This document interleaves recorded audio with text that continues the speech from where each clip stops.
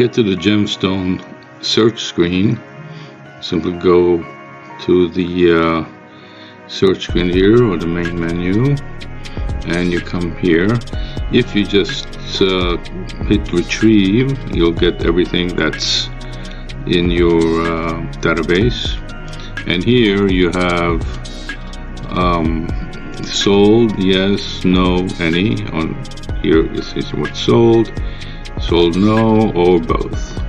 Okay, so let's say sold no, the way it is right now. Here you can search by matching pairs. All right, so in total 2 stones are in total weight in these ranges, or you can sell single stone or parcel or both. The rest of it is pretty much self-explanatory. All you do is you can search, let's say if you hold the control button, you can highlight another one.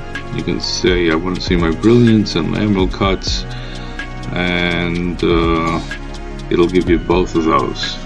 The same thing with color or clarity. You can select one, or you can select a few. Okay, clarity, lab, treatment, carat range, from carat to carat, sizes. We said before that we have different sizes for parcels, or stone number. And we have also 5 different price level for gems.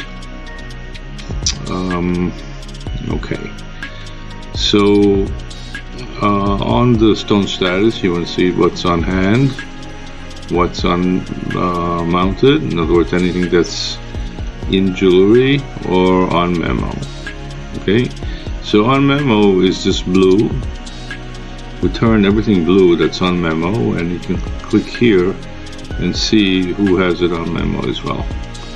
So if you click there, it'll give you the actual memo of the search screen. Okay, on the bottom here you can design the way you want the search to come in. Let's say first by stone number, then by carat weight, etc. So you have 4 levels that you can design the search screen according to how you want to display it. Okay, in the next tab we have 3 tabs. Okay, so this one is the second tab, what allows you to search by vendor, or by customer, by purchase date. You have calendars popping up here, by invoice date, again with the calendars, by price per carat, by total, by country of origin. This is part self-explanatory. By memo in, I want to see what I got from memo from other vendors. Customer list will go over some other time, or return to vendor also will go over some other time, and future videos, meaning, alright, I can search by certificate number, I can search by lot number, and by layout number. Okay. The next tab is they allow you to email from here. So basically you can highlight and click email. It will email that stone with certificates, with images, and you select the structure that you want to email, right? Let's say these are different structures in Excel or in a PDF that you want to email to your clients. Let's say Joe 1 is with prices and Prima is without prices. Again, you can make your own export and select the export that you want to email to your specific client, right? Let's say this person here, the subject, and you can send HTML. HTML goes right directly into the body of the email. PDF will send a PDF. CSV is a CSV with images, without images, and here you can also type a message if you like. Okay. So export is where we create the exports. We can select the export here. We're going to say save to file, and we can select which export we want. Let's say we want this export, and we want it to be in CSV, and we're going to call it test, and say save. Okay, so it will start generating an Excel here. Okay, so there's only one stone here, but you will see that it has the all the information from that stone. Okay, because we only highlighted one stone. If you want to send out, export more than one stone, just simply here select or deselect. So when you select here in the export, it'll take all these stones into that Excel. Okay, FTP is setting up FTP to your website or wherever you want to send your inventory to. Again, we'll go over this in a future video. Alright, these are the miscellaneous. This we can skip for now. I think that's it. So here we have also the reports. Okay, so reports with cost, without cost, stones that are on memo, inventory listing, that's with sale prices, and partnership stones.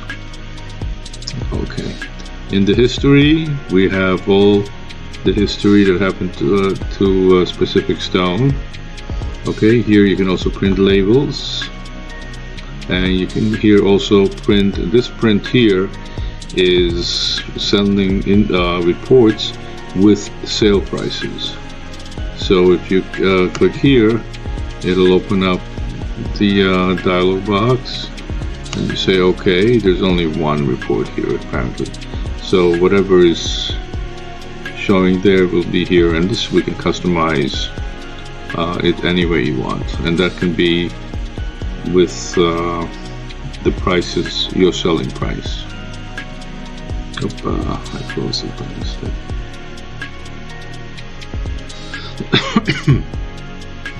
Okay. Alright, so let's go back to the. Right away, you go into GemCloud on this red icon, and here you go to search from here as well. Okay, then we'll retrieve again. This allows you to clear the screen and retrieve again. These are all filters. Expand, let's say if you want to see when you have more stones than we have here, if you want to expand, you can just get rid of the headers over here and it'll just show more stones. That's all. Alright, I think this is good. The only other thing here, as we showed in the diamond and jewelry sections, where you can create your own search screen. In other words, let me just. Okay, so all the blue labels we can create. So anything that's checked here. Come on. Sorry, 1 second. Anything that's checked. It's behind us. Okay. Anything that's checked is showing, right? And anything that is not checked is not showing, obviously. So you can select what you want to display and the order you want to display it. So we have here in 3, 4, it doesn't matter which numbers are used as long as they are one larger than the other. So it goes from left to right. So 3 will be in the 3rd position, 4, and so on. So you can create the order of the fields that will appear on the search screen. You can also, by the way, you can rename it, and you can also, when you highlight it, you can also make the columns wider or narrower.